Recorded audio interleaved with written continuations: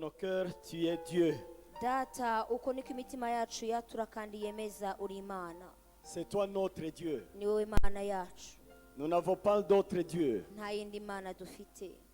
Nous n'avons pas d'autre référence de divinité, Seigneur. Nta kindi cyitegererezo twareberaho ubumana mwami. Seulement le vrai Dieu d'Israël, c'est toi notre Kuko Dieu. Imana nzima ari wowe Imana ya Israel. Dieu d'Israël, c'est toi le vrai Dieu. Imana ya Israel niwe Mana. Tu es le Dieu de l'Église. Niwe Mana y'itorero. Tu es le Dieu de nos vies. Niwe Mana y'ubuzima bwacu. Tu es le Dieu de Zion ce Ni soir. wowe Imana ya Siyoni Et pour umugoroba. toute l'éternité, tu es Kandi notre uzahora Dieu. Imana ya Siyoni C'est la iteka ryose. confession que nous avons, Uko Seigneur. niko twatura kandi twamamaza Voilà Mana. pourquoi nous t'invitons dans ce Niyo culte. mpamvu tukuraritse muri iri teraniro Pour nous parler, Seigneur. kugira ngo tuvugishe, Tu nous bénis dans la prière. kugira ngo uduhere umugisha mu Tu nous as bénis isengesho, dans les cantiques. waduhereye umugisha mu ndirimbo, Bénis-nous dans l'échange de la parole. ndetse uduhere Dans la n'umugisha mu ijambo communication de la parole, ryawe, Seigneur. ubwo wivugira mu ijambo ryawe. Sois avec nous, Seigneur. Ngwino ubane natwe, Aide-nous à faire un pas chaque jour. udushoboze gutera intambwe uko umunsi Dans la ukeye, puissance, Seigneur. mu mbaraga mwami, Oh, de ton nom. mu mbaraga zawe. Merci, Jésus-Christ. Urakoze Yesu Kristo, Bénis tout le monde ici. uha umugisha buri wese uri Ceux qui hano, sont là, Seigneur. ndetse abaje Ceux qui nous bose, suivent à distance. abadukurikira kure,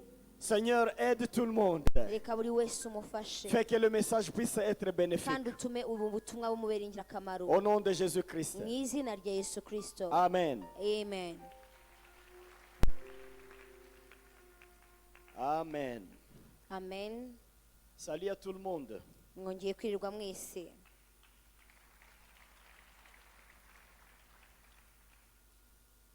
Je vous approche encore pour la méditation.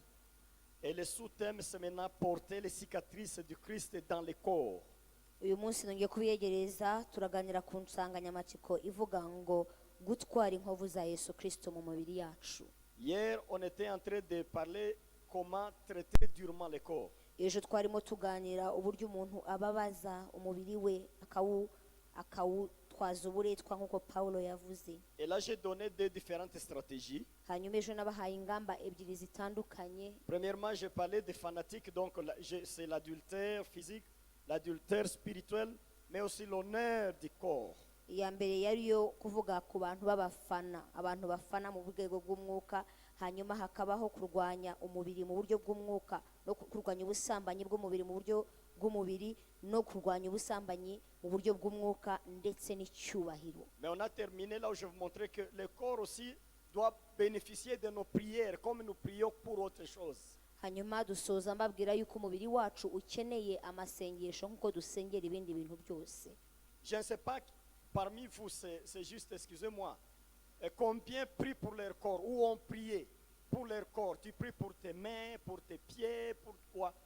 Je ne sais pas combien parmi nous. Sinzi niba hari muri mwe abajya basengera umubiri wabo, bagafata umwanya bagasengera ibiganza byabo, bagasengera amaguru, bagasengera amaso, bagasengera ingingo bibuka. Hari abajya babikora cyangwa bigize kubikora. Mais si vous ne faisiez pas ça, il faut faire ça. Il faut prier pour votre corps. Niba mutari musanzwe mubikora, muhere ubu rero musengera umubiri wanyu. Il faut appliquer des jeûnes et des prières. Ugomba gusenga kandi wiriza, Puisque l'expérience a montré ceci avec la vie chrétienne. kubera yuko inararibonye yarabigaragaje mu buzima bwa Gikristo. Par exemple, la convoitise de la chair. Kureba irari ry'umubiri uko rimeze.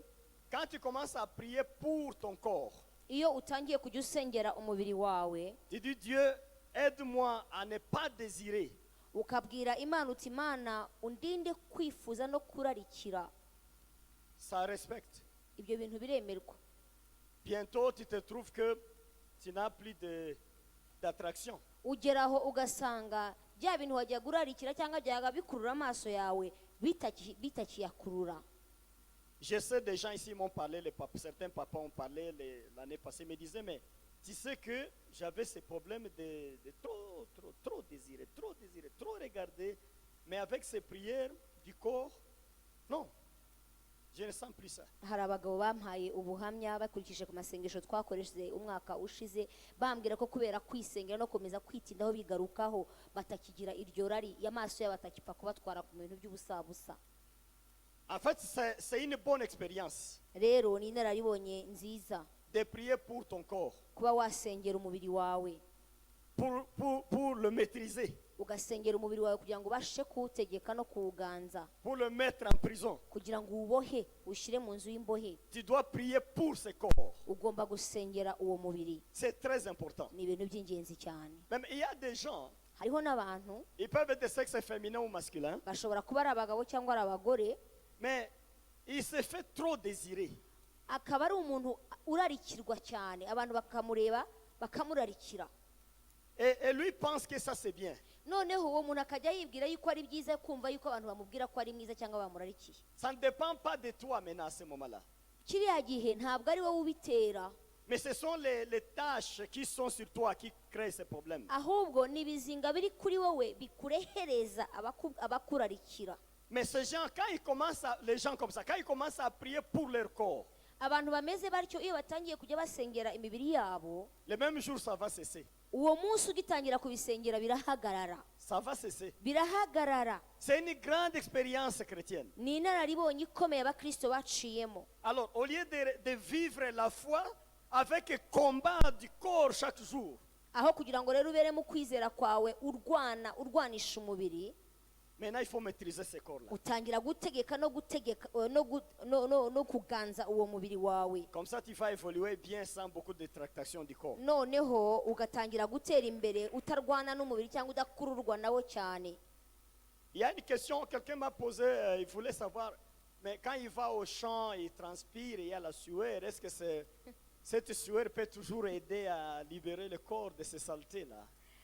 Hari umuntu wambajije ikibazo, aravuga ngo busiyo nagiye guhinga cyangwa se tuvuge gukora undi murimo, nkabira icyuya, nkazana icyuya kucyunzwe kuri jewe, nabyo buriya bivanaho ibizinga by'ibyaha byanjye. Ça n'a pas de rapport. Nta hantu bihuriye. Ça, c'est la sueur physique, vraiment, c'est Icyo le ni corps. icyunzwe gisanzwe cy'umubiri wawe ugomba kurekura iyo wakoze imirimo runaka. La sueur que nous avons ici dans l'église, c'est vraiment différente de celle que nous avons avec nos activités. Kubirira icyuya aha mu rusengero kubera gusenga cyangwa kuririmba bitandukanye cyane no kubira icyuya urimo urahinga cyangwa urakora indi mirimo. Vous allez le remarquer, Nawe uzabibona que la sueur que nous avons dans l'église, ko icyunzwe ubira uri hano mu rusengero ce n'est pas qu'on a beaucoup bougé. ntago cyiza wanyeganyeze cyane. Non. Oya, C'est quand l'esprit descend. ahubwo umwuka w'Imana iyo amanutse, C'est là que tu sens que le corps commence à chauffer. wumva umubiri wawe ushyushye cyane. Alors qu'est-ce qui se passe à ce moment-là? Biba bigenze bite iyo bimeze gutyo? Comme l'esprit descend par ton esprit, Kuko umwuka w'Imana iyo amanutse anyura mu mwuka wawe, ça entre dans ton âme. Hein? biragenda bikagera mu bugingo bwawe, L'âme commence à respirer noneho lentement. ubugingo bugatangira kujya nabo buhumeka. Et comme ça respire, Noneho uko buhumeka ça jette des flammes dans le corps. bukohereza ibishashi mu mubiri w'umuntu, Dans le corps. bikohereza ibishashi. Et c'est là qu'il y a maintenant la sueur. Aho noneho ugasanga wabize icyuya, Vous avez la sueur. ukabira icyuya. C'est que, excusez-moi, ce n'est pas écrit dans la Bible. Je peux appeler ça une sueur sainte, ça. Ntabwo byanditse uko mbivuga mu magambo ahangaha muri Bibiliya, ariko nabyita icyunzwe cy'ubumana. Puisque, en fait, c'est propre, c'est créé, c'est provoqué par l'Esprit de Dieu. Kuko cyatewe n'umwuka w'Imana muri wowe. Et c'est pourquoi ça fait des miracles. Ni nayo mpamvu gikora ibitangaza, De laver ton corps. bikoza umubiri wawe, Puisque ça vient de Dieu. kuko byavuye ku Mana. C'est ça que Paul a vécu pendant un temps. Ibyo nibyo Pawulo yagiye anyuramo ibihe bimwe na bimwe, On lui réservait beaucoup de mouchoirs quand il prêchait. ugasanga noneho bamuzaniye udutambaro two kwihanaguza twinshi, Et quand il entrait en esprit, il transpirait trop. noneho yakwinjira mu mwuka akabira icyunzwe. Maintenant, il pouvait enlever et mettre. Il prend l'autre, il met. Noneho akihanagura agashyiraho. Maintenant, ça faisait la guerre. Les chrétiens se battaient pour avoir ce Noneho mouchoir. intambara ikaza kuvukira mu baza kwandurura. Chacun voulait avoir un mouchoir. Ushaka umushwari, Chacun voulait avoir un ushaka mouchoir. gutwara. Évidemment, les gens qui portaient le mouchoir, Noneho abatwaraga utwo dutambaro ils allaient poser sur les malades et les malades s'élevaient, ils guérissaient. baragendaga bakadutereka bakadukoza ku barwayi babo, hanyuma abarwayi babo nabo bagakira. Maintenant, arriver à avoir un corps maintenant qui est si transparent comme ça, Kugeraho ubugira umubiri usa n'ubonerana utyo, c'est que tu as lutté contre les trois fanatiques. nuko uba wararwanye na ba bafana batatu. l'adultère. uba wararwanye n'ubusambanyi Ça salit trop le corps. kubera ko bwanduza umubiri cyane. Tu as lutté contre l'idolâtrie. uba wararwanye no gusenga ibigirwamana, Tu as lutté contre l'honneur du corps. kandi uba wararwanye na cya cyubahiro cy'umubiri, Tu es resté à la disposition du Seigneur. ugasigara weguriwe Imana gusa. Et au fur et à mesure tu avances, kandi uko ukomeza urugendo rwawe, le corps approche aussi umubiri nawe ugenda wiyegeranya, cette sainteté de Dieu. ukagenda wegera kwa kwera kw'Imana, Ça devient propre au fur et à mesure. hanyuma umubiri ukagenda wezwa cyane. Et c'est le niveau que Paul a atteint avant de quitter urwo ce ni monde. rwo rwego Pawulo yari yaragezemo mbere y'uko atabaruka. Que Dieu soit loué. Imana nishimwe cyane. Alléluia. Haleluya. J'ai l'envie de devenir comme ce monsieur-là. numva naba nk'uriya mugabo. Si je peux aussi avancer, avoir un corps vraiment qui laisse passer les flammes de Dieu comme ça. niba natera imbere nanjye, hanyuma umubiri wanjye ukazajya ureka ibishashi by'Imana bikawucamo bigakora ibikomeye nk'ibyo ngibyo, Je peux être content d'arriver. nanezerwa ibyo bintu bimbayeho. C'est une démarche. ariko ni urugendo umuntu yemeza C'est là où nous allons, nous cherchons aho ça. ni ahantu dushaka kandi duhora twifuza kuba twagera. Mais quand on évite le péché, c'est facile, ça vient vite. kandi iyo wanze icyaha ukava mu buzima bw'icyaha, ibyo bintu birihuta bikagusanga. Ça vient vite quand on évite le péché. biza dans sa vie. byihuse iyo uvuye mu cyaha. Alléluia. Haleluya. Combien ont envie comme moi ese ni bangahe d'arriver bumva là? bashaka kubonerana? Que Dieu vous bénisse, mes frères et Haleluya. sœurs. Que Dieu vous bénisse Imana vraiment. ibahe umugisha cyane. Prenons le texte de Galates 6, verset 17. reka tujye mu gitabo cy'Abagalatiya, igice ni cya 6 umurongo ni uwa 17. La Bible dit ceci. Bibiliya ivuga itya: Désormais que personne ne me cause plus de peine, car je porte sur mon corps les cicatrices des blessures que j'ai reçues pour la cause de Jésus-Christ. uhereye none ntihakagira umuntu undushya, kuko mfite ku mubiri inkovu za Yesu Kristo. Amen. Amen. Désormais uhereye none que personne ne dérange ma vie, ntihakagira ubuza amahoro imibereho yanjye, puisque j'ai maintenant les traces de Jésus, les cicatrices sur mon corps. kuko mfite inkovu za Yesu Kristo ku mubiri wanjye. Que personne ne me dérange. ntihakagira umbuza amahoro. C'est qu'il en avait déjà. bishatse kuvuga ngo yari amaze kugira izo nkovu. Mais suivez-moi. munkurikire. Quand on dit je porte ça sur mon corps, c'est différent de je porte ça dans mon corps. iyo umuntu avuze ngo mfite inkovu za Yesu ku mubiri, biba bitandukanye no kuvuga ngo mfite inkovu ze mu mubiri. Et même le mot grec, le mot grec qui traduit les cicatrices, hanyuma ijambo ry'ikigereki risobanura inkovu, ce n'est pas seulement sur le corps, ntabwo ho bivuga ku mubiri gusa, mais on dit ceci. ahubwo haravugwa ngo Ce sont des marques provoquées par les blessures. C'est ça le ngo mot grec. ahubwo ni ibimenyetso byazanywe n'ibisebe. Est-ce que nous sommes ensemble? urabyumva? Vous allez capter. uraza kugira aho unyumve. Ce n'est pas simple la phrase de Paul. iri jambo Pawulo yavuze ntabwo ari ijambo ryoroheje.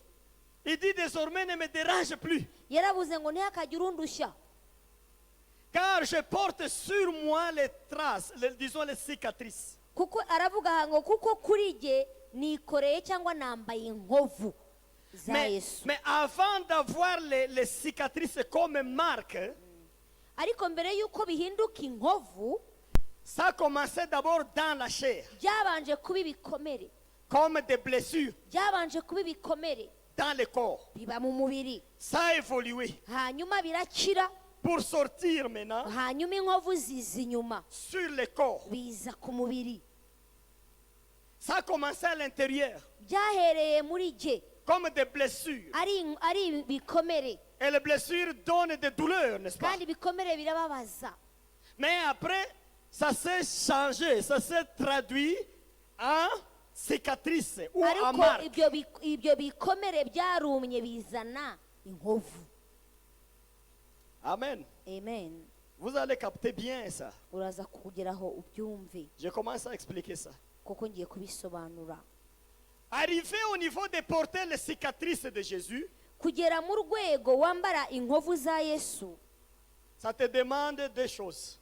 biba bigusaba ibintu bibiri mais qui ne dépendent pas de ta volonté. ariko ibyo bintu bigusabwa ntabwo ari ibintu wowe wishakira Ça se réalise. ahubwo ni ibintu bikubaho. Moi, je peux dire que l'homme se limite au niveau de traiter durement son corps. njye nshobora kuba nakubwira ahangaha yuko umwana w'umuntu agarukira kuri rwa rwego rwo kubabaza no gutwaza umubiri w'uburetwa, Mais l'étape de devenir maintenant cicatrice de Jésus, ça ne dépend plus de toi. ariko urwego rwo gutwara no kwambara inkovu za Yesu Kristo ntibikuvaho, Ça dépendra de lui-même. ahubwo Kristo wenyine niwe uzabitera muri wowe.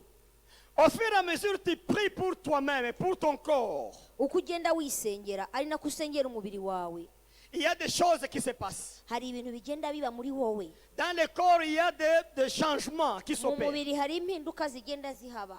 Pour maintenant arriver au niveau des cicatrices de Jésus, kugira rero ugere ku rwego rw'inkovu za Yesu, c'est Jésus lui-même qui manipule ton corps. ni Yesu wenyine uza akagira uko agenza uwo mubiri wawe.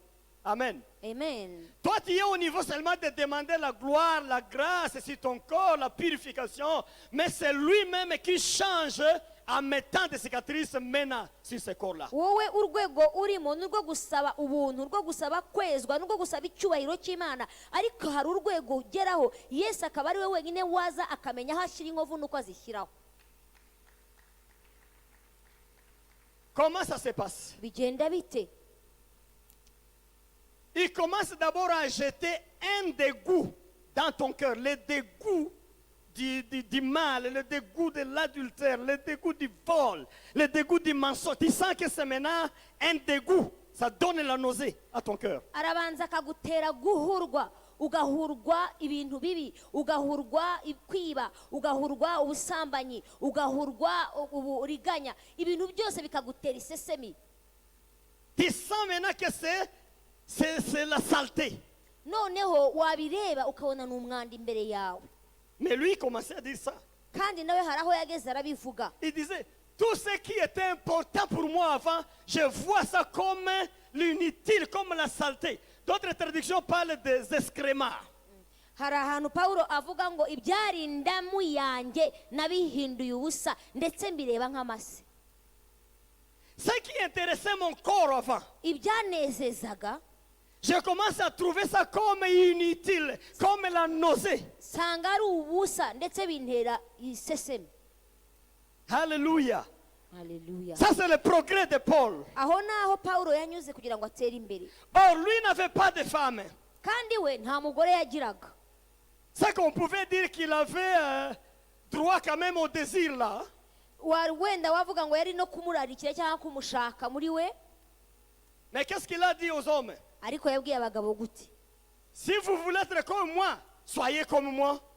yabwiye abagabo ngo nimushaka kumera nk'uko meze uku muzamere nkanjye. Moi, je n'ai pas de problème. njye nta kibazo mfite cy'umugore. Mais si vous avez encore des problèmes du corps, ariko niba mwumva mutazabasha kurwanya irari ry'imibiri yanyu, n'allez pas faire la débauche. ntimuzajye mu buraya no mu busambanyi, Cherchez une femme et amène-la à la maison. ahubwo uzashaka umugore wishakiye umuzani wawe. Il voulait dire quoi? yashakaga kuvuga iki? Il voulait dire que moi, j'ai résolu ce problème dans mon yaravuga ngo corps. icyo kibazo cy'umubiri naragikemuye. J'ai résolu le problème. jyewe icyanjye naragikemuye.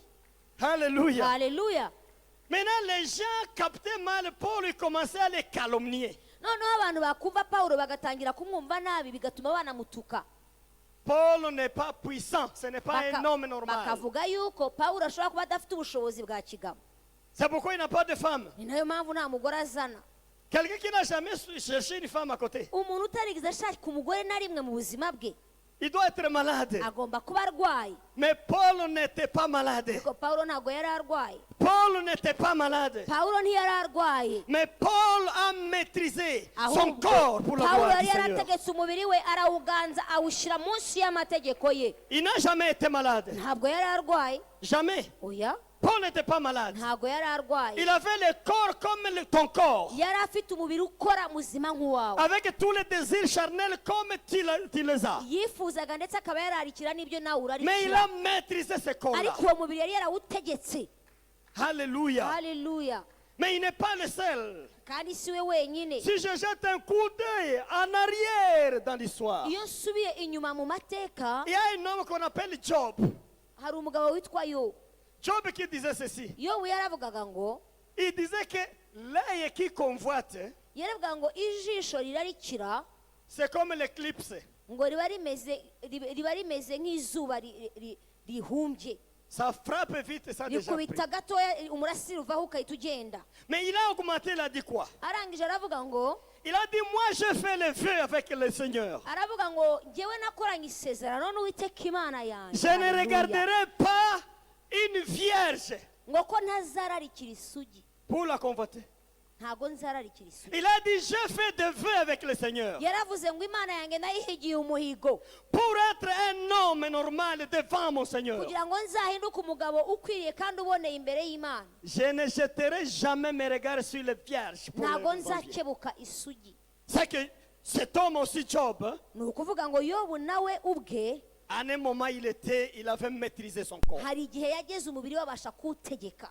Que Dieu soit béni, Imana nishimwe, qu'il soit élevé. Imana nishirwe hejuru. Les gens qui disent que non mais moi quand même c'est le corps, non, c'est toi maintenant, tu es comme ça, mais il y a des gens qui ont réussi. Hari abantu bavuga ariko ni umubiri rwose, nawe urabyumva ndi mu mubiri ndacyari mu isi, ariko ni wowe ukiri mu isi, abandi barabishoboye.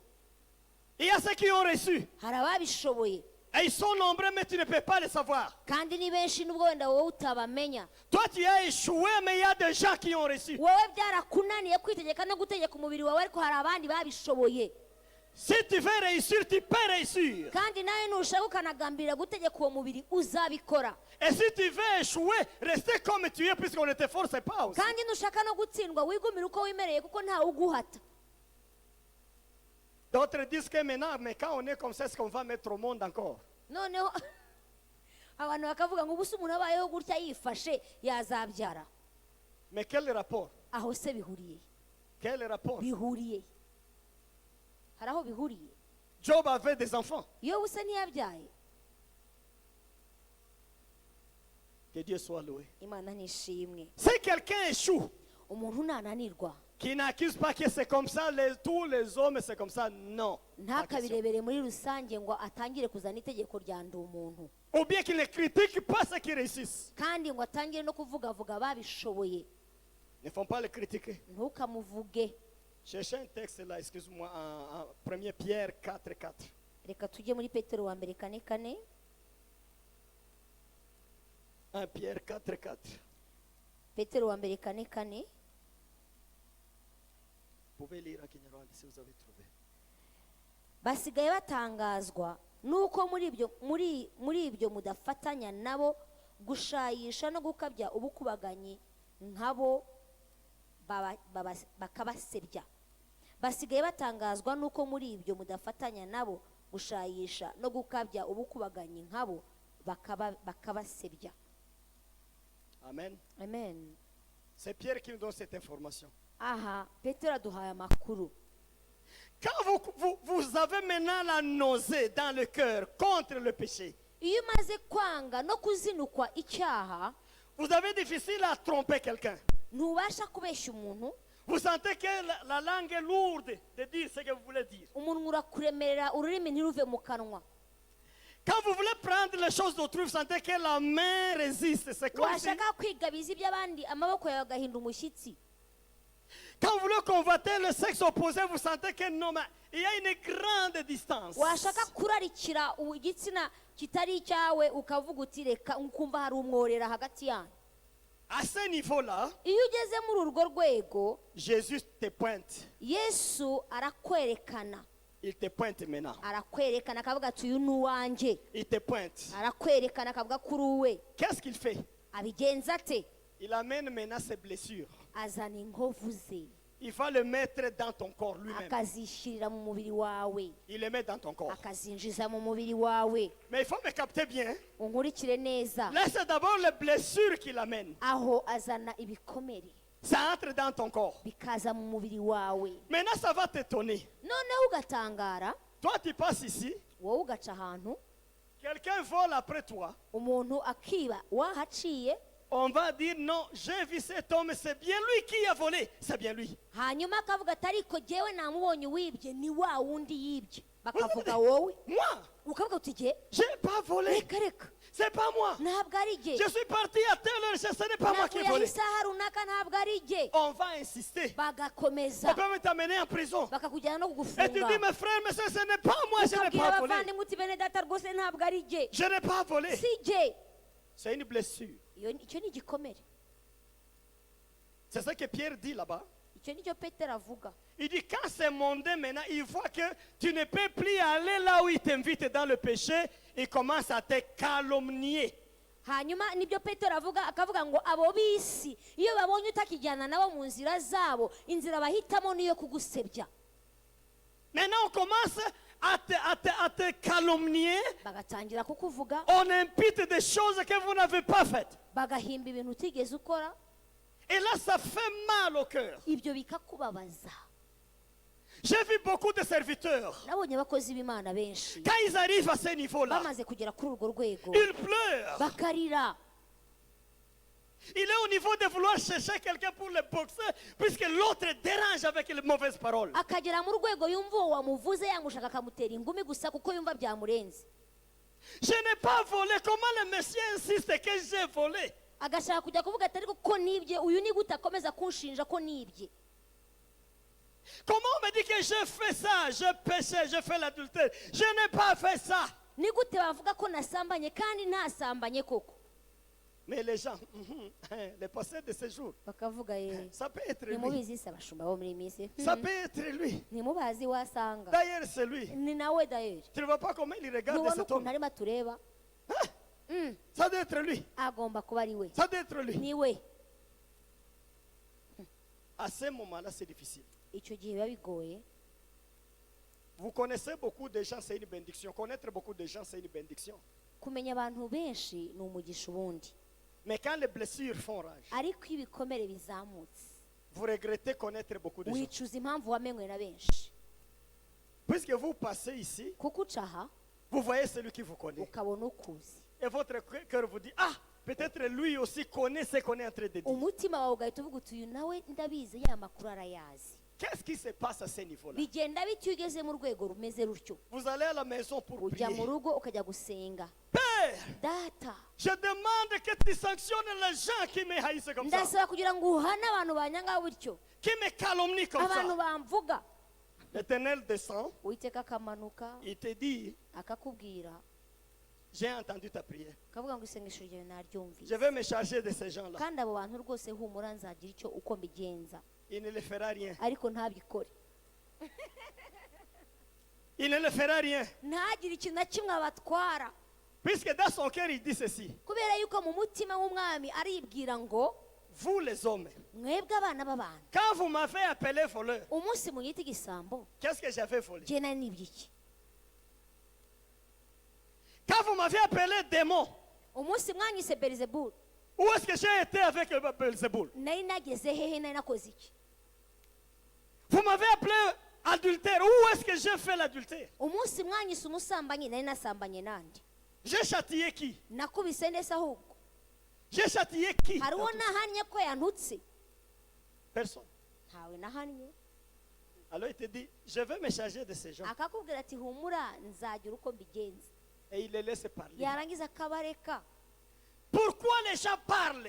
kuki abantu bavuga rero Ils voient dans ton corps. nuko babona mu mubiri wawe Ils voient dans ton corps. barabona mu mubiri Ils wawe sentent dans ton corps bariyumvira mu mubiri wawe l'odeur du péché. impumuro y'icyaha Ce qui était caché là avant cya kindi cyari gihishe muri cherche wowe comment sortir. kiritugatuga ngo Et ça gisohoke donne l'odeur. kikazana Tu n'as impumuro pas péché, c'est sûr. ntabwo wakoze icyaha Mais tu nibyo portes un corps de pécheur. ariko wambaye umubiri w'umunyabyaha Comme Jésus a porté le corps de pécheur. kuko yesu nawe yambitswe umubiri Mais pour w'abanyabyaha amener le salut aux pécheurs. ariko kugira ngo azane agakiza ku banyabyaha Alors tu vas souffrir pendant un temps comme noneho ça. ukababazwa agahe Tu vas souffrir pendant un temps comme ça. ukababazwa agahe Tu souffres pendant un temps comme ça. ukababazwa mu gahe kamwe Tu te fâches. ukarakara Tu dis, mais Moi, quand j'ai volé, mais personne ne m'a attrapé pour parler ou me calomnier. ugatangira no kujya wibuka ukavuga utari ku munsi igihe nibaga ko nta n'uwambonye ko nta n'uwavuze ko batigeze babivuga. Tu peux même me dire, bon, je vais maintenant voler encore. noneho Voir ukavuga ce uti qu'il noneho faut faire. reka nze mbikore babibonere rimwe. À ce niveau-là, tu n'es plus capable de voler. Je aho t'assure. rero urwo rwego uba ugezemo ntiwanabishobora. Tu vas te fâcher la nuit. uzarakara Et nijoro demain, tu dis, je dois voler demain pour voir. hanyuma ukavuga uti mu gitondo ndagenda nibe ndebe uko bisa. Le matin, l'Esprit de Dieu vient mu encore. gitondo umwuka w'imana akakuzaho Mon fils, akavuga mwana wanjye mon fils. mwana wanjye Ah, oya siko biri toi, c'est là, non. ibyo ntabwo wabikora Tu ne peux pas. ntabwo ubyemerewe. C'est pourquoi Jean a dit que les gens qui se sont unis à Jésus ne pêchent plus. niyo mpamvu yohana yavuze ngo abahujwe na yesu ntibagikora ibyaha. Tu n'as plus d'opportunité. nta n'amahirwe ubona yabyo. Tu as manqué l'occasion. ntabwo ubona amahirwe wabikoreramo. Tu peux penser, mais quand tu veux voir, tu sens la nausée encore. Tu dis non. byaguca mu Ça, c'est- bitekerezo no mu byiyumviro ariko wabigeraho neza ukabinanirwa kubera ko warabihuzwe. Mais les blessures te font des problèmes. ariko ibikomere bikomeza kukubuza amahoro. Les blessures. ibikomere Les blessures. ibikomere Que Dieu nous aide. imana idutabare. Je ne sais pas qui est ici et qui est dans le temps de blessures comme ça. ntabwo nzi umuntu wateranye uyu mugoroba ariko arimo araca mu nzira Tu y'ibikomere. as lutté dans la foi 10 ans. wararwanye mu kwizera kwawe umaze imyaka Tu 10. sais que tu fais un effort, tu évites le péché. urabizi ko ugerageza mu buzima bwawe kubaho nta cyaha. Mais n'importe quel problème qui apparaît, on te cite que c'est toi. ariko ikibazo cyose kivutse ni wowe nyirabayazana.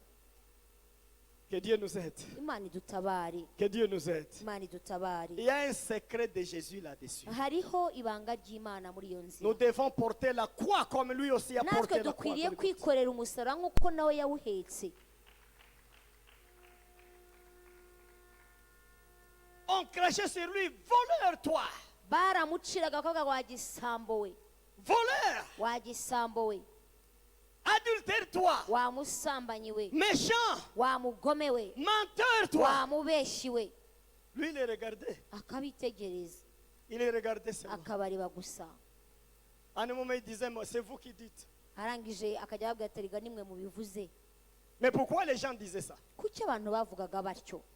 Le péché de David, kuko icyaha cya Angelique, ton péché, icyaha cyawe, ce jour-là, Jésus a porté tout dans son uwo corps. munsi yesu yari yabisakumye ari bubyikoreye. Lui n'avait pas fait de péché. we nta cyaha yakoze, Mais le péché des hommes et de l'humanité, ariko ibyaha by'ab'isi bose c'était dans son corps. byari byakoraniye muri we. Donc, les gens qui l'appelaient, qui l'insultaient comme un voleur, abo bamutukaga ngo ni igisambo, évidemment, ils insultaient le vol dans son corps batukaga ubusambo bwacu bwari muri we pour sauver le voleur. kugira ngo ibisambo bikizwe. Ils insultaient l'adultère dans le corps de Jésus, mais pour sauver le prostitué. batukaga ubusambanyi muri we kugira ngo bakize ubusambanyi bwacu. Et pourtant, lui n'a jamais fait. ariko kristo ntabwo yigeze akora ibyo ngibyo, Il a porté ça sur la croix. ariko yarabyikoreye. Il a senti la douleur. yumvise umubabaro w'ibyo byaha, Il a senti le poids de ça. yumvise uburemere bw'ubwo bubi, Mais il a supporté. ariko yarabyihanganiye. Il a supporté. yarabyihanganiye. Il a supporté. yarabyihanganiye. Alléluia. haleluya. Et je crois que c'est ça le modèle qu'il fallait imiter. kandi nibwira yuko nicyo cyitegererezo cyo kureberaho. Moi, je crois que la meilleure façon de fermer la bouche aux gens qui nous calomnient, nge nibwira yuko uburyo bwiza buboneye bwo gufunga akanwa k'abantu batuvuga, moi, je crois que c'est le silence. nibwira yuko ari uguceceka. C'est le silence. nibwira ko ari uguceceka. Quand tu commences à démentir kuko iyo utangiye kwiregura ce que tu n'as pas fait, ugatangira kuvuga ibyo utakoze, tu vas mentir sans le vouloir. uzasanga wabeshye nyamara utabizi. Quand tu viens défendre ce que tu ne sais pas, iyo uje kwiregura ku bintu utanazi, tu vas t'accuser. uzasanga wireze muri byo. Mais le silence, ariko gutuza no guceceka, le silence, gutuza no guceceka, le modèle de Jésus, urugero rw'umwami yesu de garder silence aux no gens. guceceka gusa, Laisse-les. bareke. Dieu fait un miracle. hari igihe yesu akora Celui igitangaza qui t'a calomnié comme ça, kugira ngo wa wundi wakuvuza ako kageni il ne mourra pas ntabwo azava muri iyi si sans dire le contraire sur toi. atavuguruje ibyo yakuvuze Il dira, azavuguruza ibyo yakuvuze celui-là, azavuga ngo uriya nyamara c'est un homme de Dieu. ni umukozi w'imana Il le dira. azabivuga Même les gens qui insultaient Jésus à kuko Golgotha. n'abantu batutse yesu i golgota Mais quelques minutes après, hashize akanya gato ils avaient peur tous. bagira ubwoba Et ils ont dit réellement, barangije bavuga ngo uzi koko ko il était le Fils yari de umwana Dieu. w'imana Il était le Fils de yari Dieu. umwana w'imana Alléluia. haleluya Ils ont confessé barabyatuye qu'il était le Fils de Dieu. bemeza ko yari umwana w'imana Yo, c'est le Fils de Dieu. yo yari umwana Les w'imana gens qui te calomnient puisque tu portes les blessures, ils doivent témoigner que tu es un homme de Dieu, tu es un enfant de Dieu. haleluya abo bantu bakuvugavuga hirya hino hino kubera ko uri mu gihe cyo kwambara inkovu za yesu bazaguhamiriza Ils vont te le dire. bazaza babikubwire Ils demanderont pardon après. bazagusaba imbabazi Pasteur, bazavuga mushumba papa, data maman, mama j'étais parmi nari muri ba bandi les gens qui propageaient. muri ba bandi bamamazaga J'étais parmi ces gens. nari muri bo Pardonne-moi. umbabarire Puisque je n'ai pas vu ces choses en toi. kuko ntabyo nigeze Je nkubonamo demande pardon. ngusabye imbabazi Je demande pardon. ngusabye imbabazi Maintenant, ils seront sauvés à cause de toi. bazakizwa ahubwo noneho kubera Puisque tu wowe as porté ça dans le corps. kuko wikoreye ibyo bikomere muri wowe haleluya Alléluia.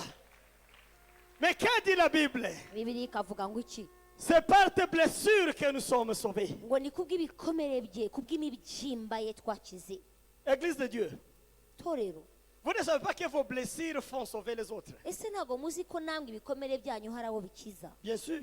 hari abo bikiza Vos blessures sauvent beaucoup de gens. ibikomere byanyu bikiza benshi Quand ils voient comment vous vous maintenez dans ces blessures, iyo babonye ukuntu witwara n'ukuntu wifata muri ibyo vous bikomere gardez la ligne dans ces blessures. ugakomeza kuba ku murongo umwe muri ibyo Et vous bikomere sortez dans ces blessures. ugasohoka muri ibyo bikomere wemye Ils demandent pardon à Dieu. basaba imbabazi imana Chaque chrétien, chaque chrétienne buri mukristo wese doit arriver à ce niveau-là agomba kugera kuri urwo rwego où les blessures de Jésus font rage dans son corps. aho ibikomere bya yesu biba byinshi mu mubiri we Mais après, ça va quitter. ariko nyuma yaho bikavamo Alléluia. haleluya Alléluia. haleluya Si tu es déjà passé par là, niba kandi waramaze guca muri iyo nzira ou tu n'es pas encore passé, cyangwa se ukaba utarayinjiramo aujourd'hui tu es quand même informé comment les choses spirituelles uyu se munsi réalisent uzi amakuru y'uburyo ibintu by'umwuka bijya bigenda dans la vie de quelqu'un. mu buzima bw'umukristo Amen. haleluya Amen. amen Mais Jésus ne se limite pas à ce niveau. Écoutez maintenant. yesu ntabwo agarukira aho ngaho gusa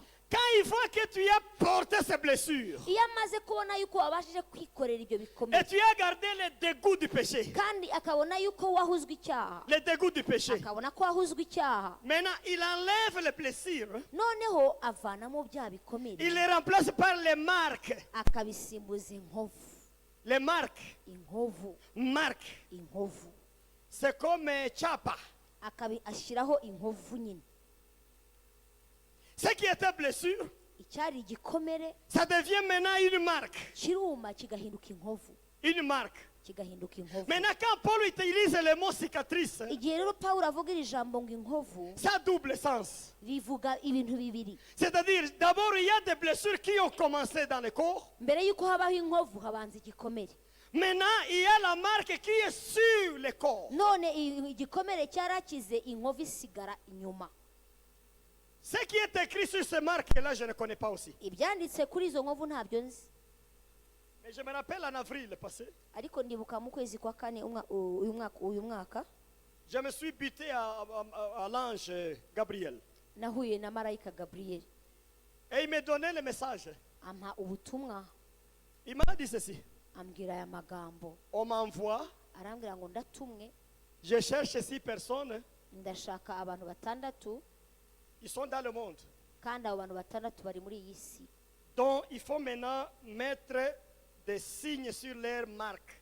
kandi abo bantu ngomba gushyira noneho inkovu ku bikomere bari basanganywe Ils seront maintenant appelés, bazitwa noneho sinon je ne peux pas te le dire. ntabwo ndi buvuge iryo zina bazahabwa izina C'est un nom qui n'est pas dans l'hébreu, bazahabwa izina iryo zina ntabwo riri mu giheburayo ce n'est pas dans le grec, nta nubwo riri mu kigiriki ce n'est pas dans la Bible. nta nubwo riri muri bibiliya Mais lui m'a dit, ariko we yarambwiye c'est un nom du ciel. Là-bas. ngo bazahabwa izina bafite cyangwa bitwa riri mu ijuru Nous allons mettre ça sur leur marque. ngo none izo nkovu zabo tugiye kuzishyiraho n'amazina yabo Quand je disais, mais qu'est-ce que cela veut dire? noneho ntangiye kubaza ubusobanuro Il m'a dit, mais c'est comme si ça te dépasse toi.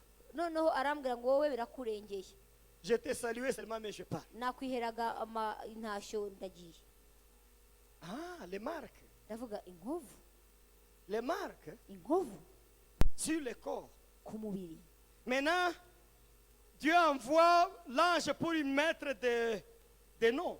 none imana yoherereje marayika kugira ngo izo nkovu agende azihe n'amazina Ah, bitindaho quand j'ai frotté maintenant Galate, noneho nsomye mu gitabo cy'abagalatiya où Paul dit ahantu pawulo avuga que personne ne me dérange parmi ngo vous. ntihagire undushya muri mwe Que parmi vous, personne ne me dérange. ntihagire undushya muri mwe Puisque je porte maintenant kuko noneho les marques. mfite inkovu C'est-à-dire, ce n'est plus seulement blessure, si vous suivez bien ma prédication. ntibikiri cya gikomere Mais l'état de blessure est passé. ahubwo igihe cy'ibikomere cyararangiye Maintenant, on a laissé un sceau sur le corps, un sceau. none hazanywe ikimenyetso ku mubiri Maintenant, comment cet homme vivra dans ce monde? none se uwo muntu azaba hate muri iyi si Mais Paul donne la réponse. pawulo araduha igisubizo Que personne n'est. ngo ntazagire umuntu umurushya Mais évidemment, après ici, hanyuma y'aha ngaha les gens n'ont pas résisté Paul. ntabwo abantu bahagararaga imbere ya pawulo Bien sûr.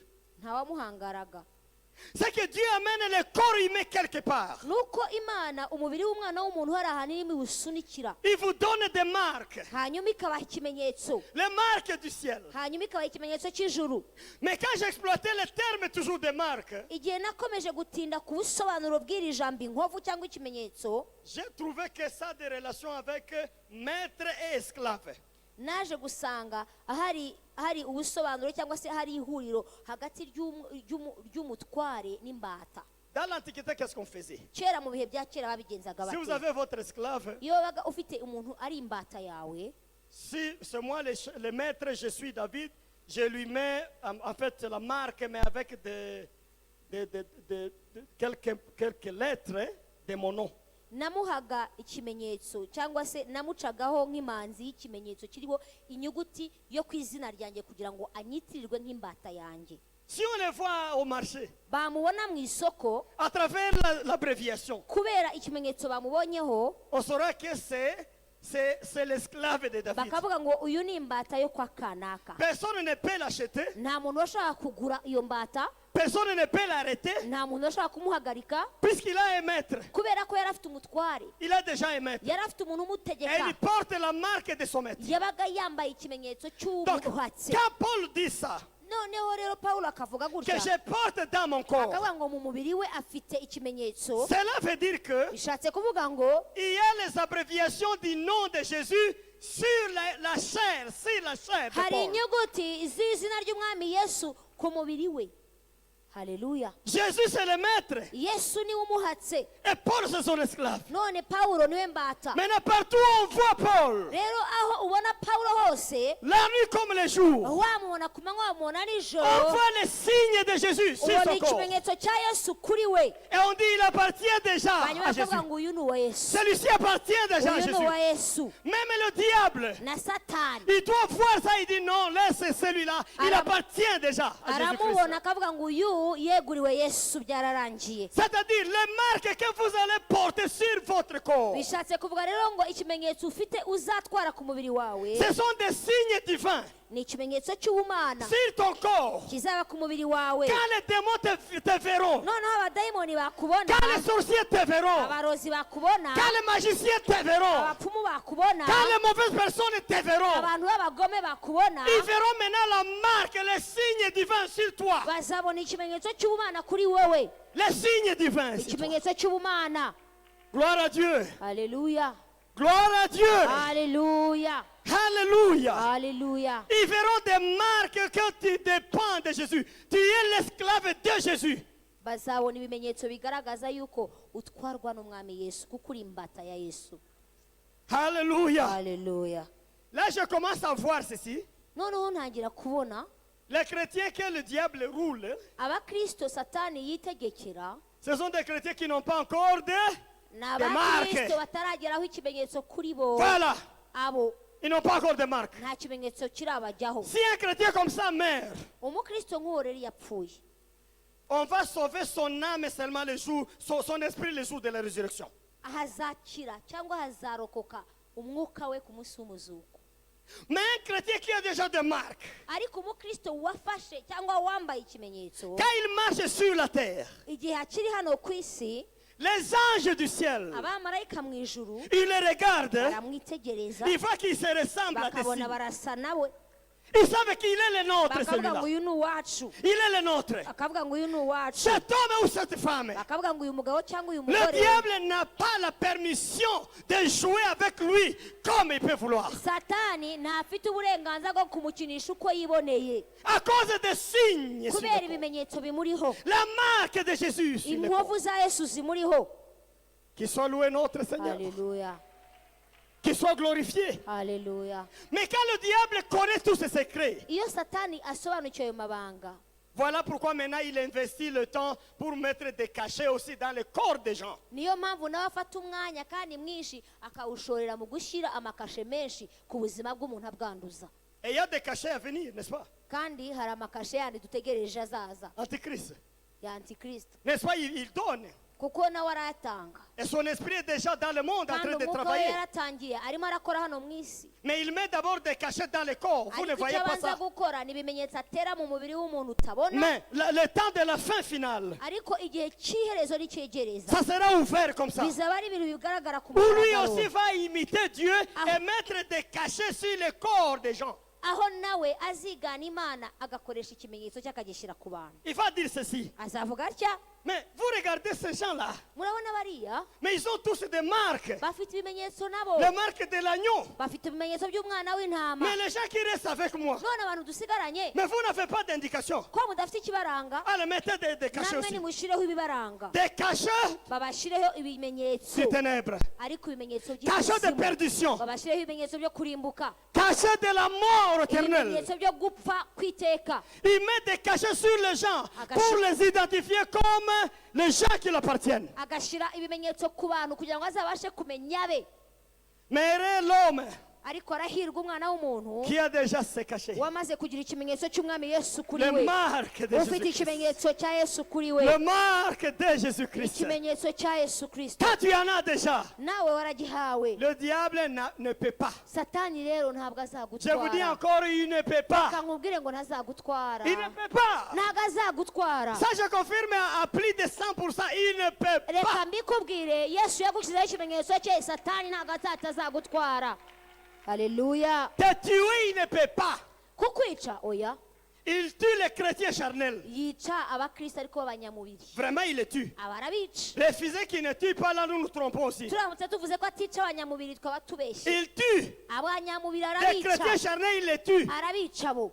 Il y a des gens qui se réveillent le matin. Hari umuntu ubyuka mu gitondo Ils se jettent dans la vie. akajya mu buzima bwa Et vous le bwose, ramassez là, il est déjà mort. hanyuma mu kanya bakaguhamagara ngo arapfuye. Mais Satan tue. Satani arica Mais on vous nawe. dira, il était chrétien ici, il priait. Il Kandi faisait yari oui. umukristo hano yasengaga n'ibyo yego, Je ne refuse pas. ntabwo Mais le byanze, diable a détruit son corps. ariko Satani ashobora gusenya umubiri we, Il a détruit son ashobora corps. kuvanaho umubiri Il we, avait encore du pouvoir sur son corps. kuko yari agifite ubushobozi ku mubiri we. Mais quand tu as la marque, Ariko iyo ufite ikimenyetso ku il ne mubiri peut pas. nta kiri cyagutwara. C'est lui qui t'amènera. Uzagutwara C'est seulement ni wa wundi, la trompette du ciel. ni impanda ya Kristo. Seulement ça. Iyo niyo izakweguza, C'est seulement ça qui peut iyo t'appeler. niyo yakuvanaho. Si Dieu le veut, imana nibishaka il t'appelle comme il veut. izaguhamagara igihe cyayo uko ibishaka, C'est comme un petit voyage kuko bimeze nk'urugendo rworoshye où vous changez de quartier ahantu uhindura akartiye wabagamo, et d'un coup vous vous retrouvez mu kanya ukisanga ahandi avec des gens qui ont des marques comme vous, ukahasanga abandi bafite ibimenyetso nk'ibyo les nawe anges wambaye, du ciel. abamarayika mu ijuru. Mes frères, Mwene data, mes sœurs, mushiki wanjye, nous devons lutter de manière disons, à sanctifier nos corps. tugomba kurwana no gukomeza gushakisha kwezwa kw'imibiri C'est yacu, très important. kuko ni ibintu by'ingenzi Très, cyane, très important. ingenzi cyane. Que Dieu soit loué, Imana ishimwe, qu'il soit béni, imana ntihabwe qu'il icyubahiro, soit élevé. imana nishyirwe hejuru. Alléluia. Haleluya. Vous avez la joie. Ese murishimye?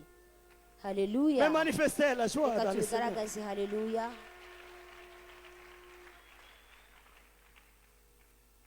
Le Seigneur m'a mené à connaître beaucoup de secrets comme ça. Umwami yampishuriye ku mabanga menshi cyane asa n'aya, Mais j'ai souffert pour y arriver. ariko kugira ngo ngere kuri urwo rwego naravunitse. Comme j'ai prié pour les gens, Uko nakomezaga gusengera abantu, j'ai trouvé des cas très compliqués, nahasangaga ibibazo bigoranye des cyane, cas très difficiles. nkahasanga ibintu bitumvikana. Je demande à Dieu. Noneho nkabaza Imana, Il s'était. Imana igaceceka, Il s'était. Imana ikicecekera. Pour ça, Dieu comment il est. Si tu es de première année, il ne peut pas te donner une réponse de deuxième année.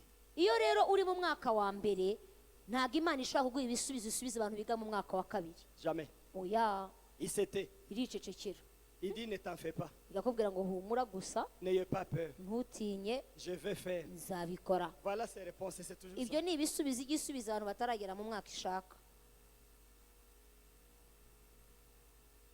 Comment quelqu'un qui est en Christ, Ni gute umuntu uri muri Kristo, comment gute il a ses pieds? afite amaguru ye, Seigneur, tu dis, ukavuga ngo Mana, partout il piétine, ngo aho azakandagira hose, avec un désir sacré à toi, kandi akagenda akwifuza tu vas cyane, donner. aho azakandagira Mais uzahamugarira. ce papa a foulé 10 ans le pied, mais il n'a rien reçu. None uyu mugabo akaba yarakandagiye ahantu imyaka 10 ukaba utarahamuha. Dieu me dit, je vais faire. Imana ikambwira ngo reka nzabikora. Et moi, je dis à la personne, attends toujours, Dieu Noneho va nkabwira faire. uwo muntu Imana izabikora, tegereza. Wapi, Ntibize, wapi, ntibize, wapi. ntibize, Ça a évolué.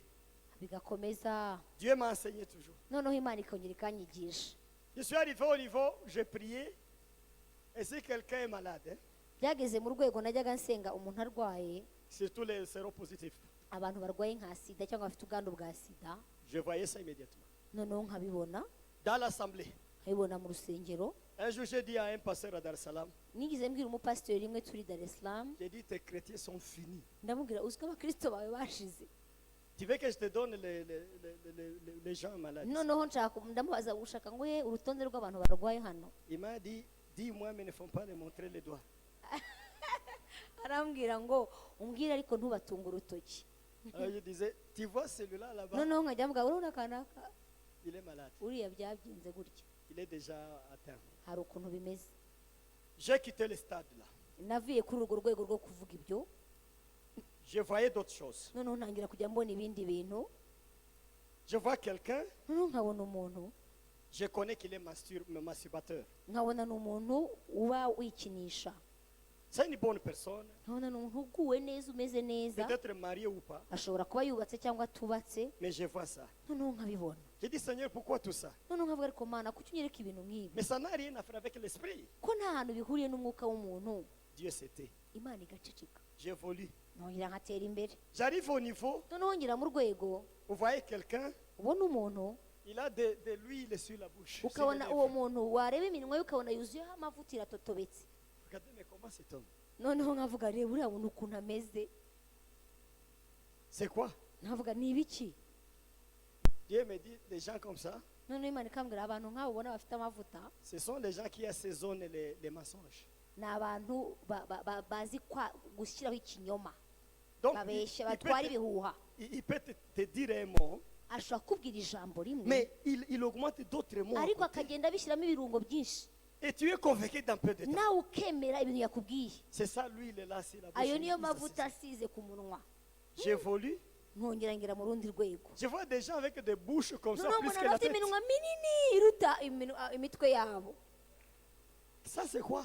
noneho nkavuga mana ibi noneho ni ibiki Il dit c'est comme ça que vous êtes vous les hommes. noneho imana irambwira ngo abantu ni uko mubaye Ce sont des gens qui fondent des motifs pour les autres. abantu bahora bahimbira abandi bintu Des bouches sont comme ça. bafite iminwa minini Ça évolue. birakomeza Ça évolue. birakomeza Avec beaucoup de signes. noneho imana ikanyereka ibintu byinshi cyane Maintenant, qu'est-ce que Dieu tu veux que j'enseigne les gens quand tu me montres des choses comme ça? noneho nkajya mbaza imana ariko mana iyo unyereka ibintu bisa nka kuri ubundi ubushaka ngo mvuge iki Plus tard, il va me dire. noneho nyuma yaho imana iza Mais kumbwira maintenant, comment vous vivez dans la foi longtemps? noneho imana irambwira ngo ni gute umara igihe kinini mu kwizera Mais vous avez des pleurs tous les jours. ariko ugahora urira Est-ce que celui qui a une bouche comme ça et des lèvres comme ça, comment il sera bien celui-là? none se umuntu ufite umunwa ungana kuriya azigera agira amahoro ryari Ah. ntangira kwibaza Donc nos corps te préoccupent aussi. noneho nsobanukirwa ko imana n'iyi mibiri twambaye iyitindaho kandi yitayeho Il me dit oui, imana tellement. irambwira ngo nibyo nashaka ko wumva J'ai besoin de ce corps. iyo mibiri yanyu ndayikeneye Je vais purifier ce corps ndashaka nayo kuyeza pour que vous soyez saints. kugira ngo namwe mubabera Pas seulement vos esprits. ntabwo nkeneye imyuka yanyu gusa Je suis venu pour vos esprits, vos âmes et vos corps. nazanywe n'imibiri yanyu n'imyuka yanyu n'imitima yanyu Ah! ndavuga Maintenant, je commence à entrer dans la Bible. noneho njya muri bibiri Je trouve maintenant des serviteurs noneho nsangamo abakozi b'imana qui ont parlé du corps. bavuze umubiri Notamment celui-ci, Paul. cyane cyane uyu pawulo Il dit que personne ne me dérange. aravuga ngo ntihagire urundushya J'ai maintenant des marques. kuko noneho ubu mfite ibimenyetso Ça, il disait même au diable. ibyo yabibwiraga na satani ngo abimenye Diable, tu ne peux plus me déranger. J'ai des marques déjà. Tu dois satani te taire. ntuzongera kumbuza amahoro kuko ibimenyetso bya kristo nabitwaye muri jye J'ai des marques. mfite ibimenyetso Tu n'as plus la permission. nta burenganzira ukimfiteho Comme tu faisais avant. nk'uko wajyaga ubikora Tu n'as mbere plus de permission. nta burenganzira J'ai des marques sur mfite mon corps. ibimenyetso muri jye Les marques de mon maître. kandi ibimenyetso Mon n'iby'untwara maître, ce n'est pas toi. ntabwo ari ibimenyetso Mon byawe maître, c'est kuko Jésus-Christ. umutware wanjye ni yesu kristo Alléluia. haleluya Alléluia. haleluya Le maître de l'église, c'est Jésus-Christ. umutware w'itorero ni umwami